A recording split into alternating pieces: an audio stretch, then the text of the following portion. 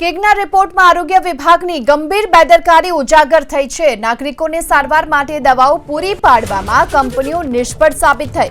Gujarat medical services corporation દવા પૂરી પાડવામાં નિષ્ફળ સાબિત થઈ। ડીડીઓ તરફથી મંગાવાતી દવા 40 થી 59% પણ દવા નથી પૂરી પાડવામાં આવતી। 2016-17માં ડીડીઓએ માંગેલી 48% દવા જીએમએસસીએલે પૂરી પાડી છે અને પૂરી પાડવામાં નિષ્ફળ સાબિત થઈ છે। 2017-18માં 41%, 2018-19માં 59% દવા જીએમએસસીએલ પૂરી પાડવામાં નિષ્ફળ સાબિત થયું। આ સાથે 2019-20ની વાત કરીએ તો કુલ 42% અને 2020-21માં 51% દવા પૂરી પાડવામાં નિષ્ફળ રહ્યું છે।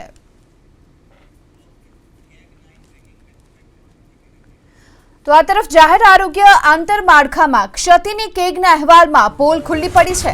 રાજ્યના અનેક સીએચસીમાં બેડની પૂરતી ઉપલબ્ધતા ન હોવાનો ખુલાસો થયો છે। નારદીપુર સીએચસી સેન્ટરમાં 20 અને સાદરી સીએચસીમાં 15 બેડની ઘટ છે। આ સાથોસાથ સનાથલી સીએચસીમાં કુલ 26 બેડની ઘટ છે। લોધિકા સીએચસીમાં 16 બેડની ઘટ છે। વાલોડ સીએચસીમાં 12 અને અંકલેશ સીએચસીમાં કુલ 24 બેડની ઘટ હોવાની વિગતો પણ સામે આવી છે।